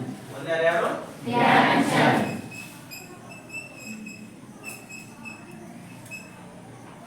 ಧ್ಯಾನ್ ಚಂದ್, ಮೇಜರ್ ಜನರಲ್ ಧ್ಯಾನ್ ಚಂದ್ ಸಿಂಗ್ ಒಬ್ಬರು ಭಾರತದ ಮಹಾನ್ ಹಾಕಿಪಟು. ಅಂದ್ರೆ ಮೇಜರ್ ಜನರಲ್ ಅಂತಂದ್ರೆ ಒಬ್ಬ ಮಿಲಿಟರಿ ಆಫೀಸರ್. ಮೇಜರ್ ಅಂತ ತಕ್ಷಣ ಬಂದ್ಬಿಡುತ್ತೆ ಅವರು ಮಿಲಿಟರಿಯಲ್ಲಿ ಇದ್ದಂತವ್ರು ಅಂತ ಹೇಳಿ ಗೊತ್ತಾಗ್ತಾ. ಅಲ್ಲಿ ಹೇಳ್ತಾರೆ ಮೇಜರ್ ಜನರಲ್ ಧ್ಯಾನ್ ಚಂದ್ ಸಿಂಗ್ ಒಬ್ಬರು ಭಾರತದ ಮಹಾನ್ ಹಾಕಿಪಟು.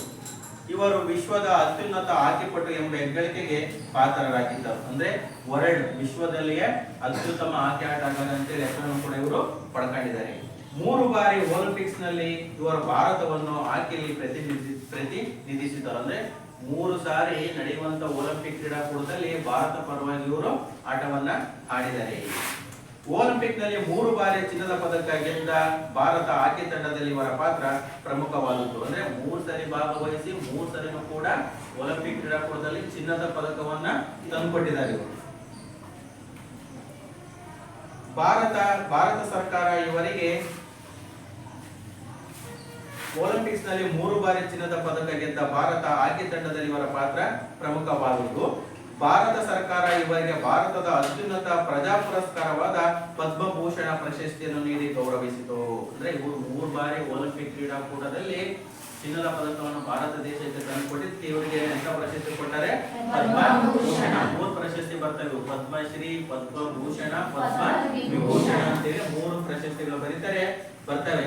ಈ ಪ್ರಶಸ್ತಿಗಳನ್ನ ಬಹಳ ಭಾರತ ದೇಶದಲ್ಲಿ ಅತ್ಯುನ್ನತ ಸಾಧನೆಯನ್ನ ಮಾಡಿದಂತ ಮಹಾನ್ ವ್ಯಕ್ತಿಗಳಿಗೆ ಮಾತ್ರ ಈ ಪ್ರಶಸ್ತಿಗಳನ್ನು ಕೊಡ್ತಾರೆ. ಪದ್ಮಶ್ರೀ, ಪದ್ಮಭೂಷಣ, ಪದ್ಮ ವಿಭೂಷಣ ಇವರಿಗೆ ಕೊಟ್ಟಿರುವಂತದ್ದು ಪದ್ಮಭೂಷಣ ಪ್ರಶಸ್ತಿ ನೀಡಿ ಭಾರತ ಸರ್ಕಾರ ಗೌರವವನ್ನ ಸಲ್ಲಿಸಿದೆ. ಇವರ ಮೊದಲ ತರಬೇತುದಾರರಾದಂತಹ ಪಂಕಜ್ ಗುಪ್ತರವರು ಇವರಿಗೆ ಚಂದ್ರ ಎಂಬ ಬಿರುದು ಕೊಟ್ಟರು. ಅಂದ್ರೆ ಇವರು ಗುರುಗಳು, ಇವರಿಗೆ ತರಬೇತಿಯನ್ನು ಕೊಟ್ಟಂತವರು ಇವರ ಆಟವನ್ನು ನೋಡಿ ಇವರ ಮೆಚ್ಚುಗೆಯನ್ನು ವ್ಯಕ್ತಪಡಿಸಿ ಇವರಿಗೆ ಚಂದ್ರ ಅಂತೇಳಿ ಬಿರುದನ್ನ ಕೊಡ್ತಾರೆ. ಅಲ್ಲದೆ ಇವರು ಮುಂದೊಂದು ದಿನ ಚಂದ್ರನಾಗಿ ಮಿನುಗುತ್ತಾರೆ ಎಂದು ಬಹುಶಃ ನುಡಿದಿದ್ದರು. ಅಂದ್ರೆ ಚಂದ್ರ ಯಾಕೆ ಪ್ರಕಾಶಮಾನವಾದ ಬೆಳಕನ್ನು ನೀಡುತ್ತಲ್ವಾ? ಚಂದ್ರ ಪ್ರಕಾಶಮಾನ ಬೆಳಕು ನೀಡುತ್ತಲ್ಲ, ಅದು ಯಾವ ತರ ಬೆಳಕನ್ನು ನೀಡುತ್ತೋ ಆ ತರ ಇವರ ಮುಂದಿನ ಬಹುಶಃ ಬೆಳಕನ್ನು ನೀಡುತ್ತೆ, ಉಜ್ವಲವಾಗಿ ಇವ್ರ ಜೀವನ ಸಾಗುತ್ತೆ ಅಂತ ಸಾಧನೆಯನ್ನ ಮಾಡ್ತಾರೆ ಅಂತೇಳಿ ಅವರು ಇವರಿಗೆ ಆಶೀರ್ವಾದವನ್ನ ನೋಡಿದ್ರು, ಭವಿಷ್ಯವನ್ನ ನೋಡಿದ್ರು. ಅವ್ರು ನುಡಿದ ಪ್ರಕಾರನೇ ನಡ್ಕೊಳ್ತಾರ ಅವ್ರು. ನೋಡಿ, ಅಡಾಲ್ಫ್ ಹಿಟ್ಲರ್ ಅವರು ಸಹ ಚಂದ್ ಅವರ ಸಾಧನೆಯನ್ನು ನೋಡಿ ತುಂಬಾ ಪ್ರಭಾವಿತರಾಗಿದ್ದರು. ಅಡಾಲ್ಫ್ ಹಿಟ್ಲರ್ ಇವರು ಕೂಡ ಒಬ್ಬ ಆಟದ ಬಗ್ಗೆ ಗೌರವ ಇಟ್ಕೊಂಡಿರ್ತಕ್ಕಂಥವ್ರು ಅಂತ ಹೇಳ್ಬಹುದು. ಅವರು ಕೂಡ ಸಹ ಚಂದ್ ಅವರ ಅಂದ್ರೆ ಧ್ಯಾನ್ ಚಂದ್ರ ಅವರ ಆಟವನ್ನು ನೋಡಿ ತುಂಬಾ ಪ್ರಭಾವಿತರಾಗಿದ್ದರು. ಇವರ ಜರ್ಮನ್ ಸೇನೆಯಲ್ಲಿ ಫೀಲ್ಡ್ ಮಾರ್ಷಲ್ ಆಗಿ ಕೆಲಸ ನಿರ್ವಹಿಸಲು ಆಹ್ವಾನಿಸಿದ್ದರು. ಅಂದ್ರೆ ಅಡಾಲ್ಫ್ ಹಿಟ್ಲರ್ ಅವರು ಕೂಡ ಸೇನೆಯಲ್ಲಿ ಕೆಲಸ ಮಾಡುವಂತ ಮುಖ್ಯಸ್ಥರು ಅನ್ಬೇಕಾಗುತ್ತೆ, ಹೌದಲ್ವಾ? ಅವರು ಕೂಡ ಈ ಆಟವನ್ನು ನೋಡಿ, ಇವರ ಆಟವನ್ನು ನೋಡಿ ಪ್ರಭಾವಿತರಾಗಿದ್ದರು ಕೂಡ. ಅವ್ರಿಗೆ ಏನ್ ಮಾಡ್ತಾರೆ, ನೀನು ಮತ್ತೆ ವಾಪಸ್ ಫೀಲ್ಡ್ಗೆ ಬಂದು ಫೀಲ್ಡ್ ಮಾರ್ಷಲ್ ಆಗಿ ಕೆಲಸವನ್ನು ನಿರ್ವಹಿಸು ಅಂತೇಳಿ ಆಹ್ವಾನ ಕೊಡ್ತಾರೆ. ಆಹ್ವಾನ ಅಂತಂದ್ರೆ ಕರೆಯನ್ನು ಕೊಡ್ತಾರೆ, ನೀವು ಬಂದ್ ಕೆಲಸಕ್ಕೆ ಜಾಯಿನ್ ಆಗ್ಬೋದು ಅಂತೇಳಿ. ಆದರೆ ಇವರು ಅದನ್ನು ಒಪ್ಪಲಿಲ್ಲ. ಮತ್ತೆ ವಾಪಸ್ ಆಗಿ ಇವರು ಮಿಲಿಟರಿ ಸೇರ್ಕೊಂಡಿದ್ದು ಇವ್ರು ಏನ್ ಮಾಡಿದ್ರು, ಒಪ್ಪಿಗೆ ಸೂಚನೆ ಕೊಡ್ಲಿಲ್ಲ. ಧ್ಯಾನ್ ಚಂದ್ ಅವರ ಕ್ರೀಡೆಯಿಂದ ನಿವೃತ್ತಿ ಹೊಂದಿದರು. ಇದಾದ್ಮೇಲೆ ಅವ್ರು ಏನ್ ಮಾಡ್ತಾರೆ, ನಿವೃತ್ತಿಯನ್ನ ಹೊಂದ್ತಾರೆ. ಕ್ರೀಡೆಯಿಂದ ಇಷ್ಟು ವರ್ಷ ಆದ್ಮೇಲೆ, ವಯಸ್ಸಾದ್ಮೇಲೆ ನಿವೃತ್ತಿಯನ್ನ ಹೊಂದುತ್ತಾರೆ. ನಂತರ ಇವರು ಪಾಟಿಯಾಲದಲ್ಲಿ NIS ಡಿಪ್ಲೊಮಾ ಪದವಿ ಪಡೆದರು. NIS ಡಿಪ್ಲೊಮಾ ಇದೊಂದು ಕೋರ್ಸ್, ಇದೊಂದು ಸ್ಪೋರ್ಟ್ಸ್ ಬಗ್ಗೆ ನಡೆಯುವಂತ ಒಂದು ಸಬ್ಜೆಕ್ಟ್. ಅದಕ್ಕೆ NIS ಅಂತಂದ್ರೆ ನ್ಯಾಷನಲ್ ಇಂಡಿಯನ್ ಸ್ಪೋರ್ಟ್ಸ್ ಅಥಾರಿಟಿ ಅಂತೇಳಿ ಕರೀತಾರೆ. ಅಂತ ನ್ಯಾಷನಲ್ ಇಂಡಿಯನ್ ಸ್ಪೋರ್ಟ್ಸ್ ಇಂತ ಒಂದು ಪದವಿಯನ್ನ ಅವ್ರು ಪಡ್ಕೊಳ್ತಾರೆ. ಇದರಲ್ಲಿ ತರಬೇತುದಾರರಾಗಿ ಕೋಚ್ ಏನೇನು ತರಬೇತಿಯನ್ನು ಕೊಡ್ಬೇಕು ಅದೆಲ್ಲವನ್ನು ಕೊಡುವಂತ ಒಂದು ಎಜುಕೇಶನ್. ಅದು ನೀವ್ ಹೆಂಗೆ ಈಗ 10ನೇ ಕ್ಲಾಸ್ ಓದ್ತಿದಿರೋ ಅದು ಒಂದು ಕೋರ್ಸ್, ಅದು ಪದವಿ ಕೋರ್ಸ್ ಅದು. ಇವರ ಜನ್ಮ ದಿನವಾದ ಆಗಸ್ಟ್ 29 ದೇಶದಲ್ಲಿ ರಾಷ್ಟ್ರೀಯ ಕ್ರೀಡಾ ದಿನವೆಂದು ಆಚರಿಸಲ್ಪಡುತ್ತದೆ.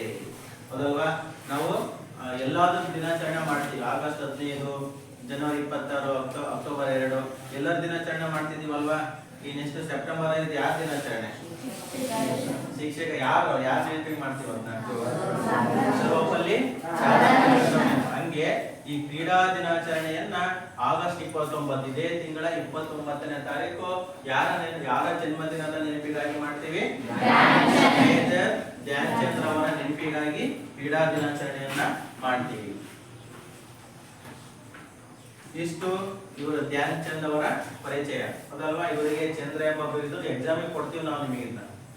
ಮಿಡ್ ಟರ್ಮ್ ಅಲ್ಲಿ ಒಂದು ಎಕ್ಸಾಮ್ ಮಾಡಬೇಕು, ಲಾಸ್ಟ್ ಒಂದು ಎಕ್ಸಾಮ್ ಮಾಡಬೇಕು. ಅದಾದ ಮೇಲೆ ನಾವು ನಿಮಗೆ ಮಾರ್ಕ್ಸ್ ಅನ್ನ ಕೊಡುವಂತದ್ದು. ಈ ಮೇಜರ್ ಧ್ಯಾನ್ ಚಂದ್ ಬಗ್ಗೆ ನಿಮಗೆ ಕೊಡ್ತೀವಿ. ನೀವು ಕೇಳಿದ್ರೆ ಹೇಳ್ಬೇಕು, ಯಾರ ನೆನಪಿಗಾಗಿ ಕ್ರೀಡಾ ದಿನಾಚರಣೆಯನ್ನ ಮಾಡ್ತೀವಿ? ಅದು ಎಷ್ಟನೇ ತಾರೀಕು ಮಾಡ್ತೀವಿ? ಅಷ್ಟೊಂದು ನೆನಪಿಟ್ಕೋಬೇಕು. ಇವರಿಗೆ ಇವರ ಗುರುಗಳು ಪಂಕಜ್ ಗುಪ್ತರವರು ಇವರಿಗೆ ಒಂದು ಬಿರುದು ಕೊಡ್ತಾರೆ. ಏನಂತ ಚಂದ್ರಂತರ ಇವರು ಮುಂದೊಂದು ದಿವಸ ಪ್ರಕಾಶಮಾನವಾಗಿ ಬೆಳಗ್ತಾರೆ. ಆಮೇಲೆ ಭಾರತ ಸರ್ಕಾರ ಇವರಿಗೆ ಎಂತ ಪ್ರಶಸ್ತಿಯನ್ನು ಕೊಟ್ಟಿದೆ? ಪದ್ಮಭೂಷಣ ಪ್ರಶಸ್ತಿಯನ್ನು ಕೂಡ ಕೊಟ್ಟಿದೆ ಇವರಿಗೆ. ನೆಕ್ಸ್ಟ್ ಬರುವಂತಾರೆ ಯಾರು? ಅಜಿತ್ ಪಾಲ್ ಸಿಂಗ್. ಇವರು ದೇಶದ ಹಾಕಿ ತಂಡದ ಉತ್ತಮ ಮಧ್ಯರಕ್ಷಕರಲ್ಲಿ ಒಬ್ಬರಾಗಿದ್ದರು. ಮೆಕ್ಸಿಕೋ ಒಲಿಂಪಿಕ್ಸ್ ನಲ್ಲಿ ಭಾರತವನ್ನು ಪ್ರತಿನಿಧಿಸಿದ ಇವರು ಮಾಂಟ್ರಿಯಾಲ್ ಒಲಿಂಪಿಕ್ಸ್ ನಲ್ಲಿ ತಂಡದ ನಾಯಕರಾಗಿದ್ದರು. ಅವರು ಬ್ಯಾಂಕಾಕ್ ಮತ್ತು ತೆಹರಾನ್ ಏಷ್ಯಾ ಕ್ರೀಡೆಗಳಲ್ಲಿ ತಂಡದ ನಾಯಕರಾಗಿ ಬೆಳ್ಳಿಯ ಪದಕವನ್ನು ಗೆದ್ದ ಇವರ ಅತ್ಯುತ್ತಮ ಆಟದಿಂದಾಗಿ ಏಷ್ಯನ್ ತಂಡಕ್ಕೆ ಆಯ್ಕೆಯಾಗಿದ್ದರು. ಅಂದ್ರೆ ಅಜಿತ್ ಪಾಲ್ ಸಿಂಗ್ ರವರು ದೇಶದ ಹಾಕಿ ತಂಡದ ಉತ್ತಮ ಮಧ್ಯರಕ್ಷಕರು. ಸೆಂಟರ್ ಆಡ್ತಾ ನೋಡಿದಿರಾ, ನಾವು ನಿಮಗೆ ಥ್ರೋಬಾಲ್ ಪ್ರಕಾರ ಹೇಳ್ತಿದ್ದೆ ನಾನು. ಫ್ರಂಟ್ 3 ಜನ ನಿಂತ್ಕೊಂಡವರು, ಬ್ಯಾಕ್ 3 ಜನ ನಿಂತ್ಕೊಂಡವರು, ಮೀಡಿಯಂ ಇದ್ರು ನಡೆಯುತ್ತೆ. ಸೆಂಟರ್ ಆಡುವಂತವ್ರು ಸ್ವಲ್ಪ ಚುರುಕಾಗಿರ್ಬೇಕು, ಒಳ್ಳೆ ಆಟಗಾರರಾಗಿರ್ಬೇಕು. ವಾಲಿಬಾಲ್ ಆದ್ರೂ ಅಷ್ಟು ಕೊಟ್ಟೆ, ಬರುವಂತ ಸರ್ವಿಸ್ ಬಾಲ್ ಅನ್ನ ಸೆಂಟರ್ ಬಾಲ್ ರಿಸೀವ್ ಮಾಡುವಂತ ಮತ್ತು ಪಾಸರ್ ಅವರಿಬ್ಬರು ಆಟಗಾರ. ಇಡೀ ಆಟದಲ್ಲಿ ನೀವು ಖೋಖೋ ಆಡ್ತಿದ್ರಪ್ಪ ಅಂತಂದ್ರೆ 12 ಜನ ಇದ್ರಂದ್ರೆ 9 ಜನ ಆಡ್ತಿರಲ್ವಾ, 9 ಜನದಾಗಿ 9 ಜನನು ಎಲ್ಲಾ ಸ್ಕಿಲ್ಗಳನ್ನು ಕಲ್ತ್ಕೊಂಡಿರಲ್ಲ, ಅದಲ್ವಾ. ಫಸ್ಟ್ ಎಂಟ್ರಿ ಹೋಗ್ತಾರೆ 3 ಜನ ನೋಡಿದ್ರೆ, ಸೆಕೆಂಡ್ ಎಂಟ್ರಿ ಹೋಗ್ತಾರೆ. ಇವ್ರು 6 ಜನ ಚುರುಕಿದ್ರೆ ಖೋಖೋ ಆಟವನ್ನು ಯಶಸ್ವಿಯಾಗಿ ಮಾಡಬಹುದು. ಹಂಗೆ ಥ್ರೋಬಾಲ್ ಆಡುವಾಗ ಸೆಂಟ್ರು 9 ಜನ ಆಡ್ತೀರಾ ಅಂತಂದ್ರೆ ಸೆಂಟ್ರಲ್ ಇಟ್ಕೊಂತಾರಲ್ಲ 3 ಜನ, ಅವ್ರು 3 ಜನ ಮೇಲೆ ಆಟ ಡಿಪೆಂಡ್ ಆಗಿದೆ. ವಾಲಿಬಾಲ್ ಬಂದ್ರೆ ಪಾಸರು ಮತ್ತೆ ಸೆಂಟ್ರು ಬಾಲ್ ಅನ್ನ ಸರ್ವಿಸ್ ಬಾಲ್ ರಿಸೀವ್ ಮಾಡ್ಕೊಂತಾರಲ್ಲ ಅವರಿಬ್ಬರು ಕರೆಕ್ಟ್ ಆಗಿ ಇದ್ಬಿಟ್ರೆ ಇಡೀ ಟೀಮ್ ಗೆದ್ದಂಗೆ.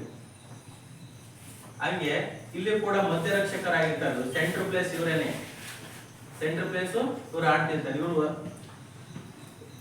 ಮಧ್ಯರಕ್ಷಕರಲ್ಲಿ ಒಬ್ಬರಾಗಿದ್ದರು. ಅದು ಮೆಕ್ಸಿಕೋ ಒಲಿಂಪಿಕ್ಸ್ ನಲ್ಲಿ ಭಾರತವನ್ನು ಪ್ರತಿನಿಧಿಸಿದ ಇವರು ಮಾಂಟ್ರಿಯಾಲ್ ಒಲಿಂಪಿಕ್ಸ್ ನಲ್ಲಿ ತಂಡದ ನಾಯಕರಾಗಿದ್ದರು. ಅಂದ್ರೆ ಒಲಿಂಪಿಕ್ಸ್ ನಲ್ಲಿ ಭಾರತದ ಪರವಾಗಿ ಆಟವನ್ನು ಆಡಿದ್ರು. ಅದ್ರ ಜೊತೆಗೆ ಮಾಂಟ್ರಿಯಾಲ್ ಒಲಿಂಪಿಕ್ಸ್ ನಲ್ಲಿ ನಡೆದಂತದ್ದು, ಅಲ್ಲೇ ಮೆಕ್ಸಿಕೋದಲ್ಲಿ ಒಲಿಂಪಿಕ್ಸ್ ನಲ್ಲಿ ಇವರೇ ಆಟಗಾರರಾಗಿದ್ರು ಭಾರತ ತಂಡದ ಪರವಾಗಿ. ಅದೇ ನೆಕ್ಸ್ಟ್ ಮಾಂಟ್ರಿಯಾಲ್ ಒಲಿಂಪಿಕ್ಸ್ ನಡೆದಲ್ಲಿ ಅದೇ ಭಾರತ ದೇಶದ ತಂಡದ ನಾಯಕರು, ಟೀಮ್ ಕ್ಯಾಪ್ಟನ್ ಅಂತ ಹೇಳ್ತಿರಲ್ಲ, ಕ್ಯಾಪ್ಟನ್ ಕೂಡ ಆಗಿದ್ರು. ಆಮೇಲೆ ಆ ಬೆಳ್ಳಿಯ ಪದಕವನ್ನು ಗೆದ್ದು, ಅಂದ್ರೆ ದ್ವಿತೀಯ ಬಹುಮಾನವನ್ನು ಕೂಡ ಇವರು ಗೆದ್ದು ಬೆಳ್ಳಿಯ ಪದಕವನ್ನು ಕೂಡ ಪಡೆದಿದ್ದಾರೆ. ಅತ್ಯುತ್ತಮ ಆಟದಿಂದಾಗಿ ಏಷ್ಯನ್ ತಂಡಕ್ಕೆ ಆಯ್ಕೆಯಾಗಿದ್ದಾರೆ. ಏಷ್ಯನ್ ಕ್ರೀಡಾಕೂಟಕ್ಕೂ ಕೂಡ ಇವರು ಅತ್ಯುತ್ತಮ ತರಬೇತುದಾರರಾಗಿ ಕೂಡ ಇವರು ಆಯ್ಕೆಯನ್ನ ಆಗಿದ್ದಾರೆ. ಯಾರು? ಅಜಿತ್ ಪಾಲ್ ಸಿಂಗ್. ನೆಕ್ಸ್ಟ್ ಮೂರನೇ ಯಾರು? ಲೆಸ್ಲಿ ಕ್ಲೋಡಿಯಸ್. ತಮ್ಮ ಕ್ರೀಡಾ ಬದುಕನ್ನು ಹಾಕಿ ಕ್ರೀಡೆಯಿಂದ ಪ್ರಾರಂಭಿಸಿದ ಇವರು ಭಾರತದ ಶ್ರೇಷ್ಠ ಮಧ್ಯರಕ್ಷಕರಲ್ಲಿ ಒಬ್ಬರೆನಿಸಿದ್ದಾರೆ. ಅಂದ್ರೆ ಇವರು ತನ್ನ ಬದುಕನ್ನೇ ಹಾಕಿ ಕ್ರೀಡೆಗೆ ಮುಡುಪಾಗಿಟ್ಟಿದ್ದಾರೆ, ಹೌದಲ್ವಾ. ಅಂದ್ರೆ ಇವರ ವೃತ್ತಿನೇ ಕ್ರೀಡೆ. ತಮ್ಮ ಕ್ರೀಡಾ ಬದುಕನ್ನು ಹಾಕಿ ಕ್ರೀಡೆಯಿಂದ ಪ್ರಾರಂಭ ಮಾಡಿದ್ದೆ ಹಾಕಿ ಕ್ರೀಡೆಯಿಂದ ಅಂತ ಹೇಳ್ಬೋದು. ಇವರು ಭಾರತದ ಶ್ರೇಷ್ಠ ಮಧ್ಯರಕ್ಷಕರಲ್ಲಿ ಒಬ್ಬರೆನಿಸಿದ್ದಾರೆ. ಇವರು ಕೂಡ ಸೆಂಟ್ರಲ್ ಪ್ಲೇಯರ್ ಆಗಿದ್ದಾರೆ. ಇವರು ಸತತ 3 ಬಾರಿ ಭಾರತವನ್ನು ಒಲಿಂಪಿಕ್ಸ್ ನಲ್ಲಿ ಪ್ರತಿನಿಧಿಸಿ ಚಿನ್ನದ ಪದಕ ಗೆದ್ದಿದ್ದಾರೆ. ಇವರು ಕೂಡ 3 ಬಾರಿ ಒಲಿಂಪಿಕ್ಸ್ ಕ್ರೀಡಾಕೂಟದಲ್ಲಿ ಭಾಗವಹಿಸಿ 3 ಸಲ ಕೂಡ ಚಿನ್ನದ ಪದಕವನ್ನ ಗೆದ್ದಿದ್ದಾರೆ. ಒಲಿಂಪಿಕ್ಸ್ ಹಾಕಿಯಲ್ಲಿ ಗರಿಷ್ಠ ಪದಕಗಳನ್ನು, ಅಂದ್ರೆ ಗರಿಷ್ಠ, ಕನಿಷ್ಠ, ಗರಿಷ್ಠ ಹೇಳಿದ್ರಲ್ಲ. ಕನಿಷ್ಠ ಅಂತಂದ್ರೆ ಚಿಕ್ಕದು, ಗರಿಷ್ಠ ಅಂತಂದ್ರೆ ದೊಡ್ಡದು.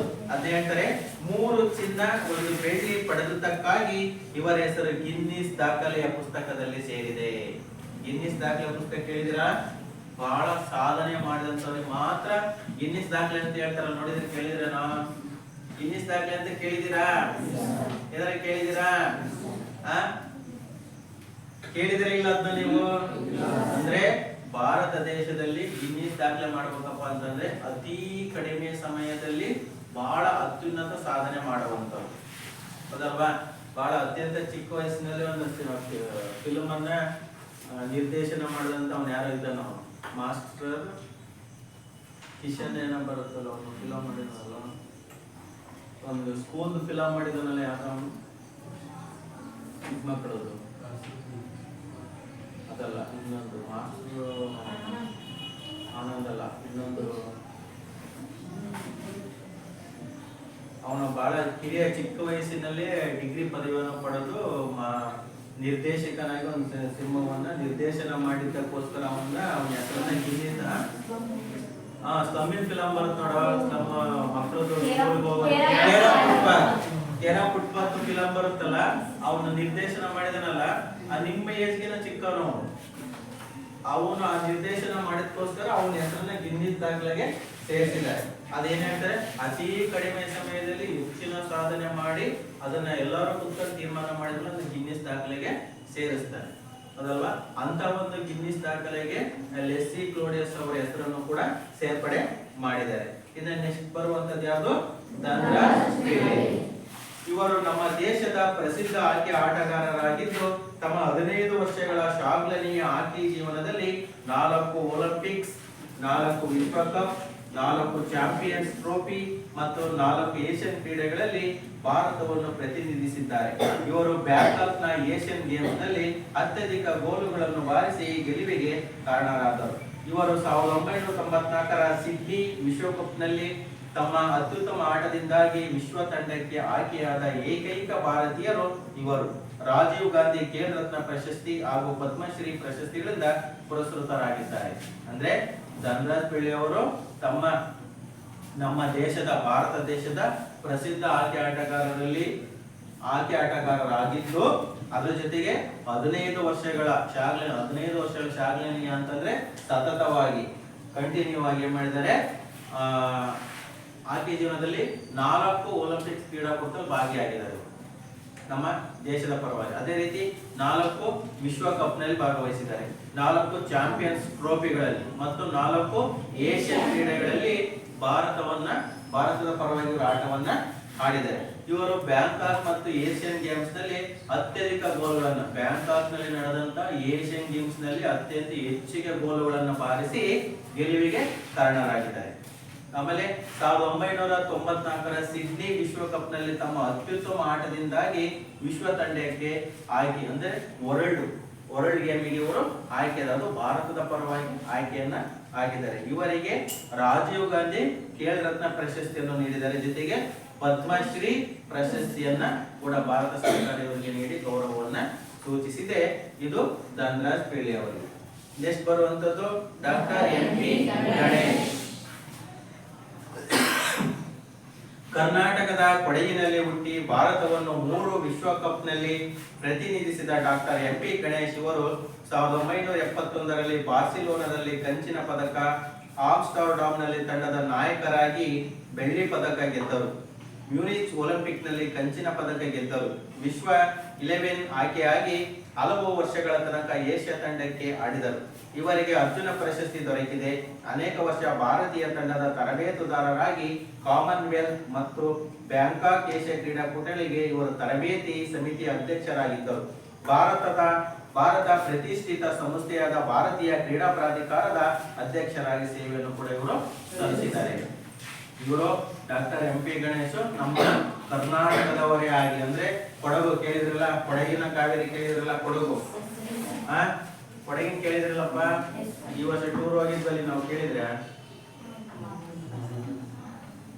ಯಾರು ಬಂದಿಲ್ಲಲ್ಲ.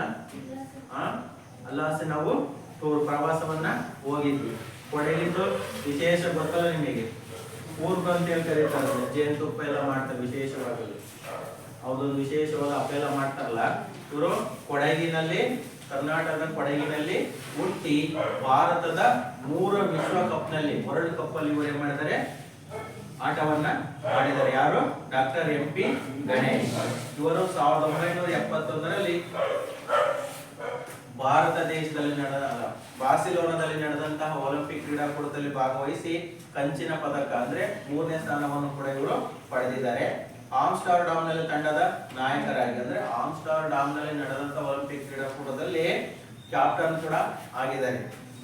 ಅಲ್ಲಿ ಕೂಡ 2ನೇ ದ್ವಿತೀಯ ಬಹುಮಾನ ಅಂದ್ರೆ ಬೆಳ್ಳಿ ಪದಕವನ್ನು ಕೂಡ ಇವರು ಗೆದ್ದಿದ್ದಾರೆ. ಆಮೇಲೆ ಮ್ಯೂನಿಚ್ ಒಲಿಂಪಿಕ್ಸ್ ನಲ್ಲಿ ಕಂಚಿನ ಪದಕ ಮತ್ತು ಮ್ಯೂನಿಚ್ ನಲ್ಲಿ ನಡೆದಂತಹ ಒಲಿಂಪಿಕ್ ಕ್ರೀಡಾಕೂಟದಲ್ಲಿ ಕಂಚಿನ ಪದಕವನ್ನು ಗೆದ್ದಿದ್ದಾರೆ. ನೆಕ್ಸ್ಟ್ ವಿಶ್ವ 11ಗೆ ಆಯ್ಕೆಯಾಗಿ ಹಲವು ವರ್ಷಗಳ ತನಕ ಏಷ್ಯಾ ತಂಡಕ್ಕೆ ಆಡಿದ್ದಾರೆ. ಏಷ್ಯನ್ ಕ್ರೀಡೆಗಾಗಿ ಇವರು ಆಟವನ್ನ ಆಡಿದ್ದಾರೆ.